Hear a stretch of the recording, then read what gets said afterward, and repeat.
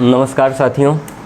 तो मैं हूं सत्यम पांडे और आज हम मोशन सीरीज़ के शायद 14th लेक्चर में आ चुके हैं। लेक्चर बढ़िया होने वाला है, मज़ेदार होने वाला है। इस लेक्चर में हम डिस्कस करेंगे वेलोसिटी टाइम ग्राफ को। वेलोसिटी टाइम ग्राफ क्या होता है, सबसे पहले ग्राफ क्या होता है। ग्राफ ऐसी डायग्रामेटिकल रिप्रेजेंटेशन होता है जो किसी दो क्वांटिटी को रिलेट करे। तो इससे पहले हमने डिस्टेंस टाइम ग्राफ को पढ़ लिया है, डिस्प्लेसमेंट टाइम ग्राफ को पढ़ लिया है। आज बात आती है वेलोसिटी टाइम ग्राफ को पढ़ने की। तो बात कुछ यूँ है कि जो भी हम ग्राफ करते आ रहे हैं, ग्राफ का सिंपल सा एक उद्देश्य है। क्या उद्देश्य है? कि ढेर सारे इन्फॉर्मेशन को फटाफट दे दे अपने को, है ना। चलो, तो बिल्कुल वही काम करेगा। कौन करने वाला है वो काम? तो वो काम करने वाला है वेलोसिटी टाइम ग्राफ। चलो, तो सबसे पहले हम बात करेंगे वेलोसिटी टाइम ग्राफ की। ठीक है, वेलोसिटी टाइम ग्राफ। मैं एक बार देख लूँ कोई दिक्कत तो नहीं है, सब कुछ क्लियर तो दिख रहा है। हाँ भाई, बिल्कुल क्लियर दिख रहा है सब।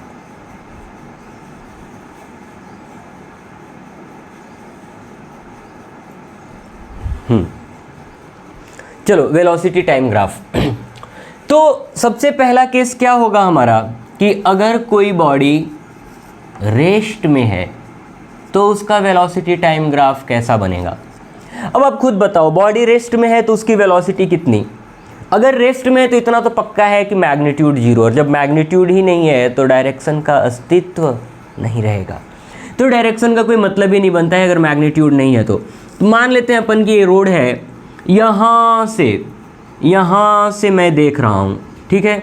एक आदमी यहाँ पर है, आदमी यानी हीरालाल। टाइम जीरो पर भी इसकी वेलोसिटी जीरो है। इधर इसकी वेलोसिटी यानी स्पीड का मैग्नीट्यूड जीरो है, तो टाइम जीरो है। टाइम जीरो पर वेलोसिटी जीरो है। 2 सेकेंड्स पर भी जीरो है। 4 सेकेंड, 6, 8, 10, जब भी देख रहे हो इन सारे टाइम पर इसकी वेलोसिटी क्या है? जीरो है। तो इसका ग्राफ कैसा होगा? मैं यहीं पे बना देता हूँ, देखो, टेबल बनाने की तो ज़रूरत नहीं है मेरे ख्याल से, है ना। टेबल अगर बनाना चाहो तो कैसा बनेगा? चलो इधर टेबल ही बना लेते हैं। इधर टेबल बना लेते हैं हम, वेलोसिटी, और ये होगा अपना टाइम। तो जब टाइम जीरो है तो वेलोसिटी 0 मीटर पर सेकेंड। 2 सेकेंड के बाद भी वेलोसिटी 0 मीटर पर सेकेंड। 4 सेकेंड के बाद भी वेलोसिटी 0 मीटर पर सेकेंड। 6 सेकेंड के बाद, 8 सेकेंड के बाद, हर बार लगातार वेलोसिटी क्या है? जीरो है। तो चलो इसका ग्राफ बना लेते हैं। तो क्या मैं ग्राफ यहाँ बना दूँ? अरे बना दो भाई, बना दो। चलो, तो ये हो गया हमारा टाइम एक्सिस और ये हो गया वेलोसिटी एक्सिस।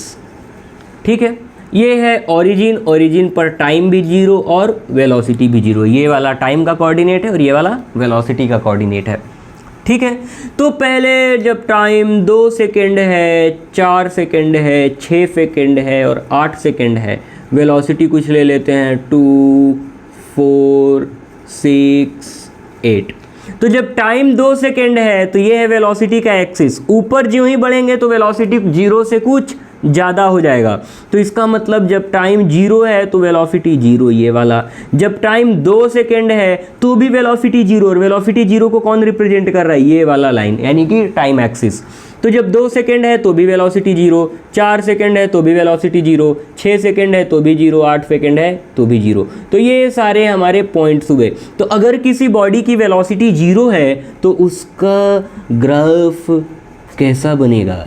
तो उसका ग्राफ टाइम एक्सिस ही होगा। समझ आ रहा है? चिंदी है एकदम? हाँ भाई, हाँ। तो ये तो है तब जब बॉडी रेस्ट में है। दूसरा केस देखते हैं, बॉडी मूविंग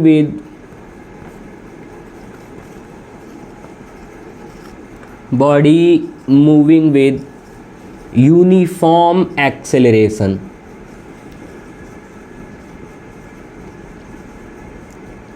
एक्सेलरेशन यूनिफॉर्म है। अब ये एक्सेलरेशन यूनिफॉर्म होने का मतलब क्या होता है कि वेलोसिटी का चेंज इक्वल है इक्वल टाइम इंटरवल में। मान लो अगर अभी वेलोसिटी 0 है, 2 सेकंड के बाद 2 मीटर पर सेकंड हो गई, तो अगले 2 सेकंड यानी 4 सेकंड के बाद 2 से कितनी चेंज होगी, फिर 2 चेंज होगी यानी 4 मीटर पर सेकंड होगी। अगले 2 सेकंड में फिर 2 चेंज 6 मीटर पर सेकंड, अगले 2 में फिर 2 चेंज 8 मीटर पर सेकंड।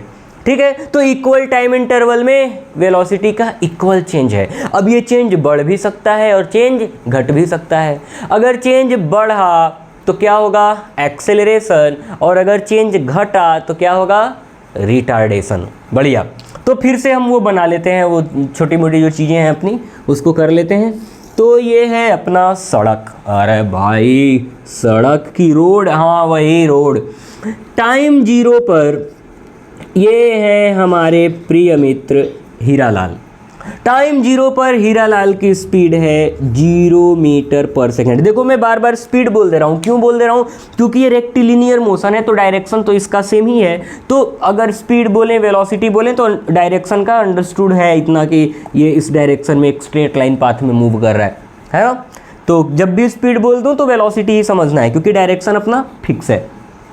तो ये टाइम 0 है, टाइम 0 पे वेलोसिटी 0 मीटर पर सेकेंड।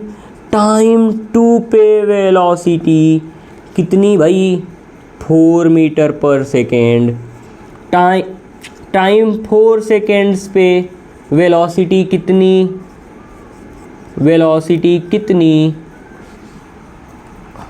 देखो यहाँ 2 सेकेंड में 4 मीटर पर सेकेंड का चेंज हुआ, तो यहाँ 2 सेकेंड्स में कितना चेंज होना चाहिए, 4 मीटर पर सेकेंड का चेंज होना चाहिए। आगे 6 सेकेंड्स पे अगर हम देखें, t इक्वल टू 6 सेकेंड्स पे, तो फिर कितना आ रहा है भाई वेलोसिटी, देखो ज़रा, तो वेलोसिटी हो जाएगी 4 के बाद, नहीं 0 के बाद 4, तो 4 के बाद 8। पहले 2 सेकेंड्स में 4 मीटर पर सेकेंड का चेंज, अगले 2 सेकेंड्स में फिर 4 मीटर पर सेकेंड का चेंज, तो अगले 2 सेकेंड में फिर 4 मीटर पर सेकेंड का चेंज, तो 8 के बाद कितना हो जाएगा, 12 मीटर पर सेकेंड। ठीक है, अभी हम क्या देख रहे हैं कि वेलोसिटी इंक्रीज हो रहा है। ज्यों ही 12 मीटर पर सेकेंड पे ये पहुंचा, वेलोसिटी डिक्रीज होने लग जाएगी। तो वेलोसिटी डिक्रीज कैसे होगी, देखो जरा, जब टाइम 6 सेकेंड के बाद कितना पहुंचेगा, 8 सेकेंड पे, तो इसकी वेलोसिटी कुछ मान लेते हैं डिक्रीज हो गई, कितनी, 12 के बाद हो गई 10 मीटर पर second. Time t equal to 10 seconds पे इसकी वेलोसिटी हो जाती है 8 मीटर पर सेकेंड। ठीक है, तो यहाँ से यहाँ तक तो वेलोसिटी बढ़ा है, फिर वेलोसिटी घटा है। आप चाहो तो एक और डेटा ले लो, टाइम 12 सेकेंड्स पे वेलोसिटी कितनी हो जाती है भाई, कितनी 6 मीटर पर सेकेंड्स। ठीक है, तो ये सब तो हमारा क्या है, डेटा निकल के आया। अब इससे हम टेबल बनाएंगे। ठीक है, तो टेबल बनाने के लिए रब तो करना पड़ेगा ना यार। चलो, तो ये रब करने वाला काम हो गया है, मैं इसको ऐसे ही रहने देता हूँ और ऊपर अपन बात करते हैं। तो सबसे पहले हम टेबल बनाते हैं। किसका टेबल, अरे वेलोसिटी और टाइम का, वेलोसिटी और टाइम का टेबल। टाइम क्या क्या है, 0, 2, 4, 6, 8, 10, 12। तो 0, 2, 4, 6, 8, 10 और 12। ठीक है, ये है अपना टेबल। चलो। ठीक है, जब टाइम 0 है तो वेलोसिटी कितनी है, 0 मीटर पर सेकेंड। टाइम 2 है, 2 सेकेंड्स है, तो वेलोसिटी कितनी है, 4 मीटर पर सेकेंड। जब टाइम 4 सेकेंड्स है तो वेलोसिटी कितनी है, 8 मीटर पर सेकेंड। जब टाइम 6 सेकेंड है तो वेलोसिटी कितनी है, 12 मीटर पर सेकेंड। जब टाइम 8 सेकेंड है तो वेलोसिटी कितनी है, 10 मीटर पर सेकेंड। टाइम 10 सेकेंड है तो वेलोसिटी कितनी है, 8 मीटर पर सेकेंड। और 12 पे कितनी है, 6 मीटर पर सेकेंड। ठीक है, तो हर टाइम के करस्पॉन्डिंग हमने वेलोसिटी को लिख लिया है। अब क्या करेंगे, अरे कुछ नहीं, ग्राफ बना दो। हाँ भाई हाँ, चलो ग्राफ बना लेते हैं। तो ग्राफ बनाने के लिए हमको क्या करना पड़ेगा, ये है हमारा टाइम एक्सिस और इधर है हमारा वेलोसिटी एक्सिस, वाह भाई वाह। ये है ओरिजिन, ओरिजिन पर ये टाइम एक्सिस का कोऑर्डिनेट ये भी 0 होगा और वेलोसिटी एक्सिस का कोऑर्डिनेट ये भी 0 होगा। सही है। तो अब इस पे हम सारे टाइम प्लॉट कर लेते हैं। 2, 4, 6, 8, 10, 12, 14। ठीक है, या फिर थोड़ा बड़ा कर लेते हैं क्योंकि इसमें अपन करने वाले हैं कुछ कांड। ठीक है, चलो जगह है तो फ़ायदा उठाते हैं स्पेस का। ये 2, 4, 6, 8, 10, 12। ठीक है, अब वेलोसिटी कहाँ से, देखो इसमें गैप अगर मैं 2, 2 का ले लूँ तो मेरे ख्याल से ज़्यादा अच्छा होगा, है ना, सारे पॉइंट्स आ जाएंगे। 2, 4, इसको भी दूर दूर ही कर लेते हैं, क्यों इतना पास करना। पास सर रहने दो सर, पास रहने दो सर। अरे हाँ भाई हाँ। 2, 4, 6, 8, ये लो थोड़ा ज़्यादा ही दूर हो गया। 10 और ये रहा 12। ठीक है, तो अब जब टाइम 0 है जब टाइम 0 है तो वेलोसिटी कितनी है, 0, यानी कि ये पॉइंट। जब टाइम 2 सेकेंड्स है तो वेलोसिटी कितनी, 4, यानी कि ये वाला पॉइंट। जब टाइम 4 सेकेंड्स है तो वेलोसिटी कितनी, 8 मीटर पर सेकेंड। 8 मीटर पर सेकेंड यानी कि ये वाला पॉइंट जहाँ दोनों इंटरसेक्ट करेंगे। 6 सेकेंड्स पे कितना है, 12 मीटर पर सेकेंड। 6 सेकेंड्स पे 12 मीटर पर सेकेंड, यानी कि ये वाला। ठीक है, तो ये तो तब का है जब वेलोसिटी इंक्रीज हो रहा था। तो इन सबको हम ऐसे जोड़ दें तो ये कुछ ऐसा। अरे ये कौन सी लाइन है, अरे बनेगी तो स्ट्रेट लाइन ही, लेकिन थोड़ा सा मेरी स्ट्रेट लाइन गड़बड़ हो रही है। ठीक है, चलो तो ये कुछ यूं बनेगा, ऐसा एक स्ट्रेट लाइन बनेगा। ठीक है, इसको हम थोड़ा सा इधर कर लें कुछ जुगाड़ करके, तो एक स्ट्रेट लाइन। ठीक है, तो ये एक स्ट्रेट लाइन ऐसा बनेगा। चलो अब ये एक स्लोप कैसा है, स्लोप है पॉजिटिव, बताया था ना पिछली क्लास में। स्लोप ये क्या है, पॉजिटिव। अगर ये ऐसा बनता तो स्लोप नेगेटिव, तो ऐसा बन रहा है तो स्लोप पॉजिटिव, ऐसा बनेगा तो स्लोप नेगेटिव। तो अभी ये स्लोप कैसा है, पॉजिटिव। तो ये स्लोप है पॉजिटिव, तो इसका एक्सेलरेशन क्या होगा, पॉजिटिव। अरे एक्सेलरेशन कैसे होगा, आपने तो बताया ही नहीं, बता दूंगा, वो भी लिखा दूंगा, चिंता नहीं करो। पहले ग्राफ प्लॉट कर लेते हैं। ठीक है, 6 सेकेंड तक हो गया। 8 सेकेंड पे कितना है, 10।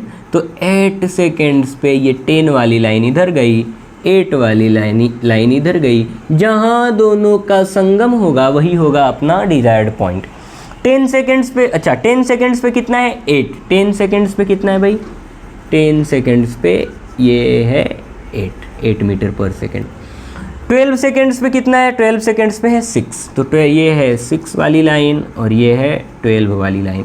तो 12 सेकेंड्स पे कितना है, 6, यानी कि ये कैसा होगा, ये कुछ यूं बनेगा, यूं। सही है, तो ये वाला लाइन ऐसा पॉजिटिव स्लोप और इसका नेगेटिव स्लोप। अब कुछ इम्पोर्टेंट मुद्दे की बात में कुछ ऐसी बात मत कर जाना, बात में कुछ ऐसी बात मत कर जाना कि बात चुभ जाए। ठीक है, ये तो ज्ञान की बात हो गई। चलो भाई आगे बढ़ते हैं। अब एक इम्पोर्टेंट पॉइंट लिखाता हूँ, इसको चाहो तो नोट में लिख लो। किस चीज़ में लिखो, नोट में लिखो। तो इस नोट में हम क्या बात करते हैं, इस नोट में हम बात करेंगे slope of velocity time graph. Slope of velocity time graph gives the, क्या देगा, अरे देगा, क्या देगा, एक्सेलरेशन देगा। ये एक्सेलरेशन लिखाऊं, ठीक है, अरे चलो लिख देता हूँ एक्सेलरेशन। लो खुश हो गए, हाँ भाई हाँ, हम तो खुश हो गए। तो slope of velocity time graph gives the acceleration of the body. ये बॉडी का क्या देता है? एक्सेलरेशन। वेलोसिटी टाइम ग्राफ क्या देगा? बॉडी का एक्सेलरेशन, लेकिन स्लोप देगा उसका। ये है पहली पॉइंट। दूसरी पॉइंट, अरे हम सब में तो स्लोप ही लिखाए थे, इसमें नया क्या आ जाएगा? आएगा क्या नया आएगा भाई? चलो देखते हैं। एरिया, अरे एरिया की बात तो पहले हुई नहीं थी, अरे अब हो रही है ना। तो area under velocity time graph gives the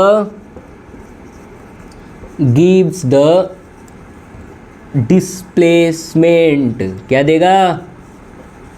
displacement of the body. वाह भाई वाह। तो वेलोसिटी टाइम ग्राफ का स्लोप क्या देगा? एक्सेलरेशन देगा। और डिस्प्लेस और एरिया क्या देगा? Area displacement. ठीक है, सही है, यहाँ तक मज़ा आ रहा है? हाँ भाई हाँ। चलो फिजिक्स तो अपन ऐसे ही करेंगे कि एकदम मज़ा आ जाए, कोई डाउट नहीं, कोई कन्फ्यूज़न नहीं, जो भी होगा सब क्रिस्टल एंड क्लियर होगा। आगे बढ़ते हैं। तो ये चीज़ें आपने लिख ली, आपने सीख ली कि स्लोप क्या देगा? स्लोप देगा एक्सेलरेशन। तो ये है पॉजिटिव स्लोप, यानी इधर एक्सेलरेशन पॉजिटिव, और ये है नेगेटिव स्लोप, यानी इधर एक्सेलरेशन नेगेटिव। तो ये किसका केस है? ये एक्सेलरेशन का केस है, और ये वाला रिटार्डेशन का केस है। और एक्सेलरेशन रिटार्डेशन ये कैसे समझे? देखो आप अगर याद करो ये हीरा लाल का वो फिगर, तो उसमें आपको क्या दिखा था कि यहाँ से 6 सेकेंड तक, चाहो तो रिवाइंड करो और वहाँ जाके देखो, 6 सेकेंड तक वेलोसिटी क्या थी? बढ़ रही थी, और 6 सेकेंड के बाद वेलोसिटी घटने लग गई।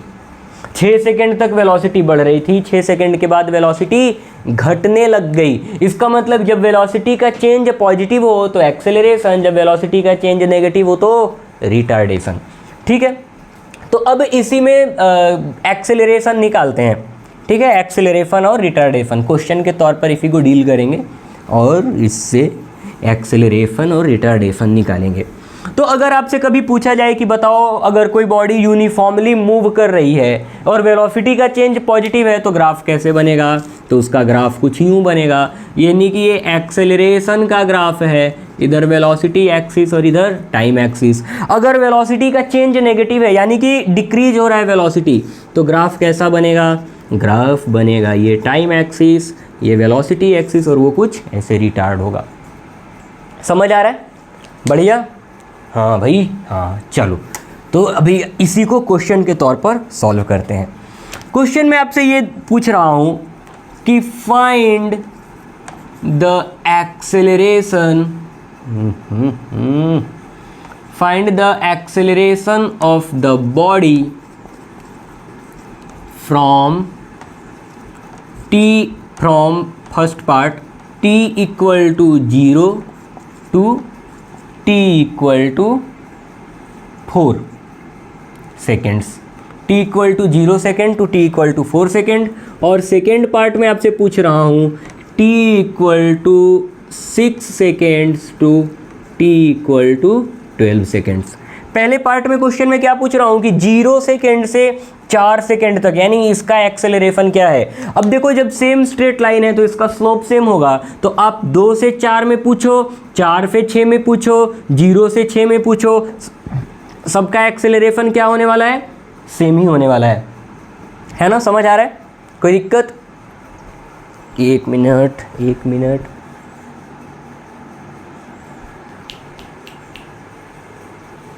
चलो आगे बढ़ते हैं।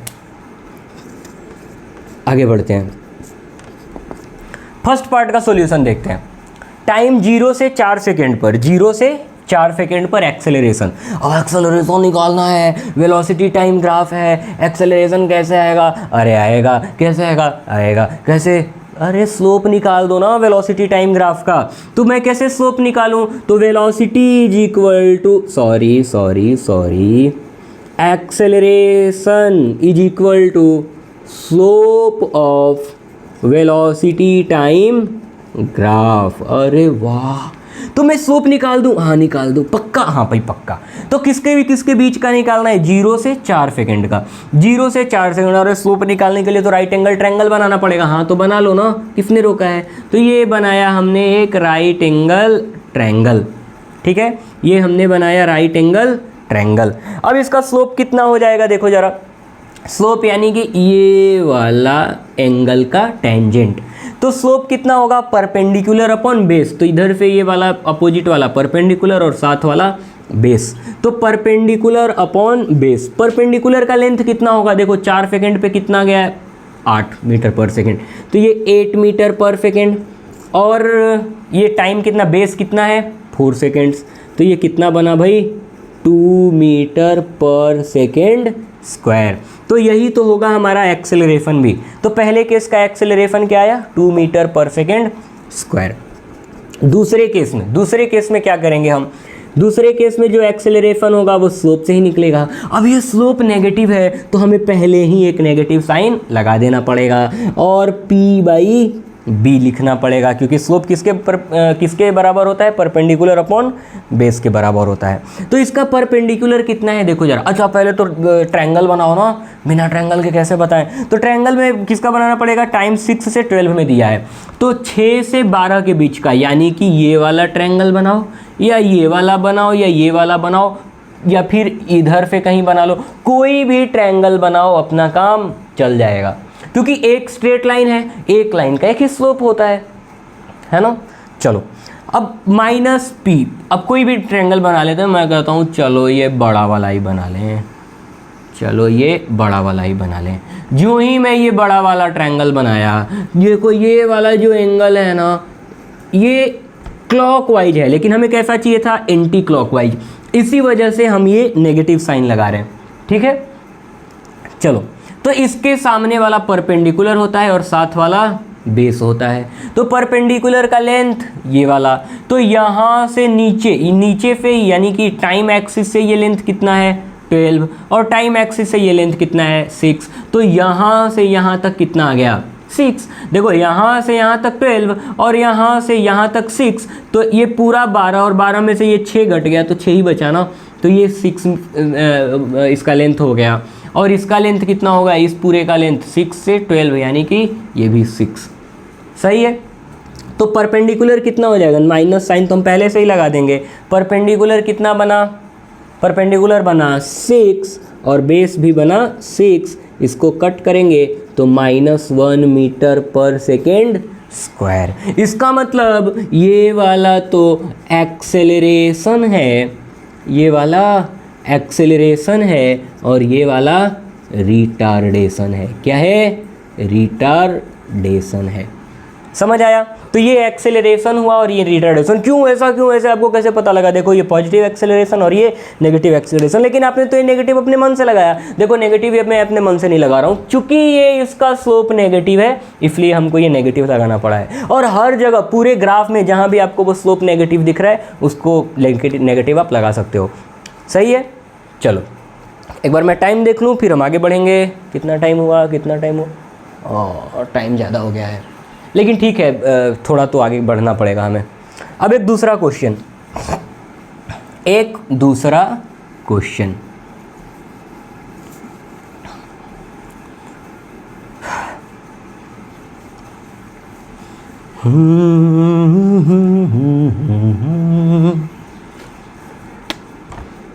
दूसरा question, find the displacement of the body from t equal to 0 to t equal to 6 second. ये पहला पार्ट।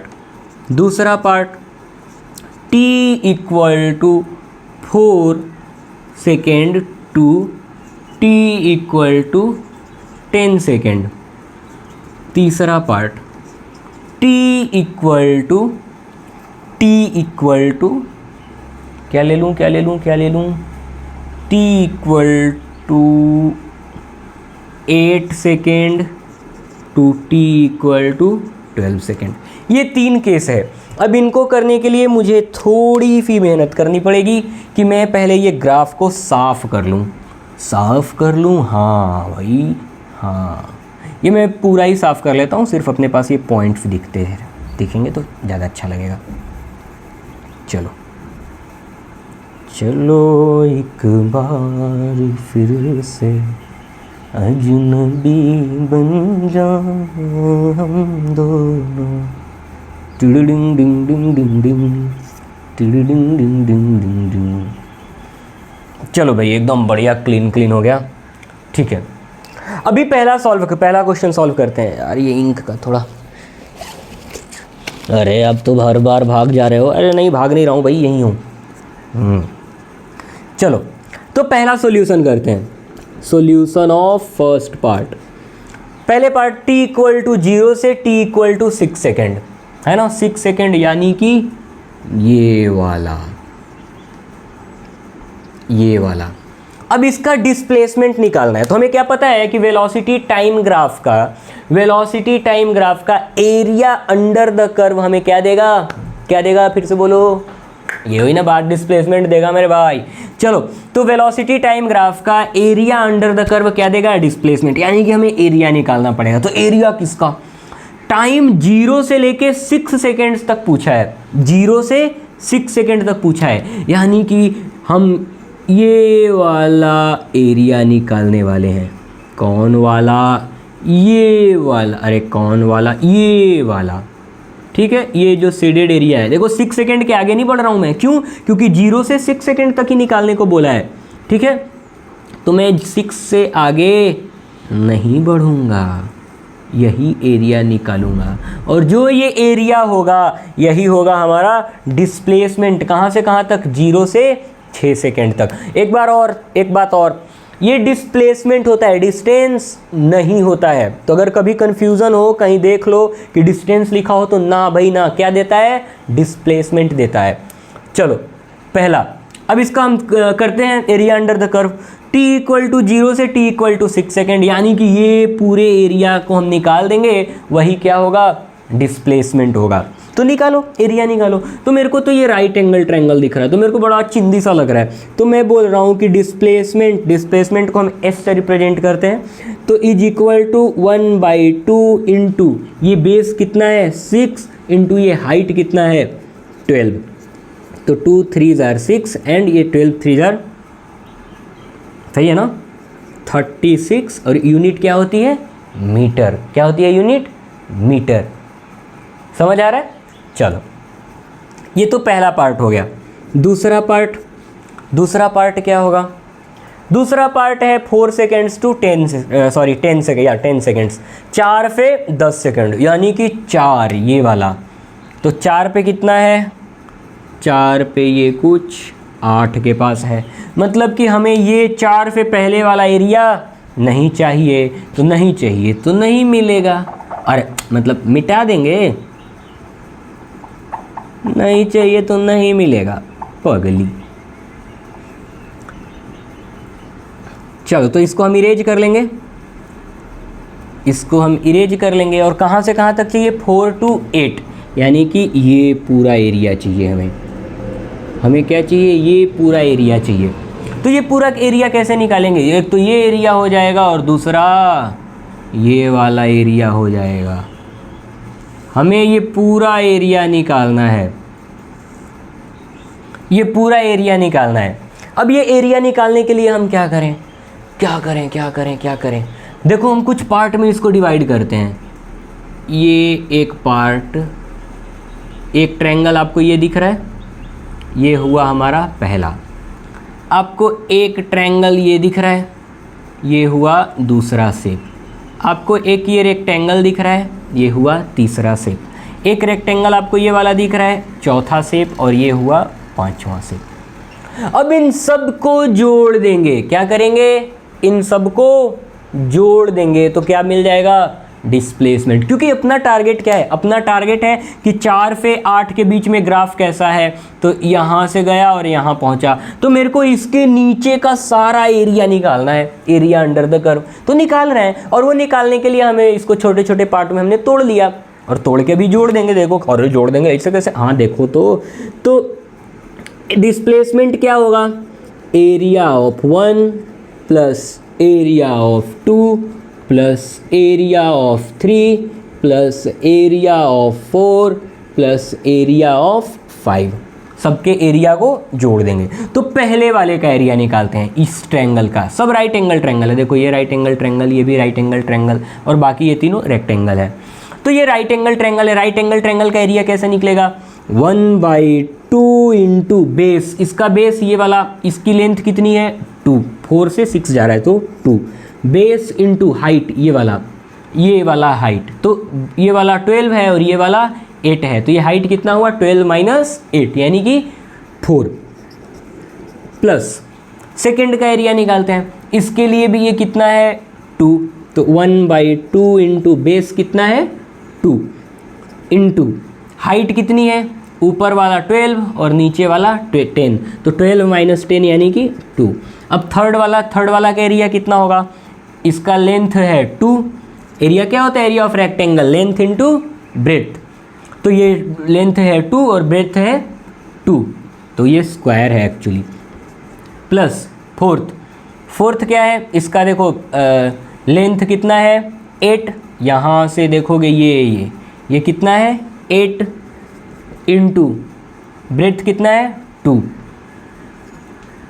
प्लस फिफ्थ वाले को देखो, फिफ्थ वाला कितना, ये लेंथ 2 और ये ब्रेथ कितना 8, सही है। अब सबको सॉल्व कर लो, 2 से 2 कैंसिल, 2 से 2 कैंसिल, तो ये कितना बना 4 प्लस ये 2 प्लस ये 2 2 ज़ार 4 प्लस ये 2 ज़ार 16 प्लस 8 2 ज़ार 16, 36 40 42, तो ये हो गया 42 मीटर, सही है, कोई दिक्कत, ये क्या है कि कितना हो गया भाई 42 मीटर। अब थर्ड पार्ट करें, थर्ड पार्ट भी कर लेते हैं इधर। थर्ड पार्ट में क्या है 8 to 12 यहाँ से यहाँ तक, यानी कि ये सब कुछ भी नहीं, ये सारा जो भी हमने खेल खेला है ये कुछ भी नहीं, अब इनका काम हो चुका है, दफ़ा हो जाओ मेरी ज़िंदगी से। तो इनको भी हम क्या करते हैं, दफ़ा करते हैं, इनका कोई भी ज़रूरत नहीं है।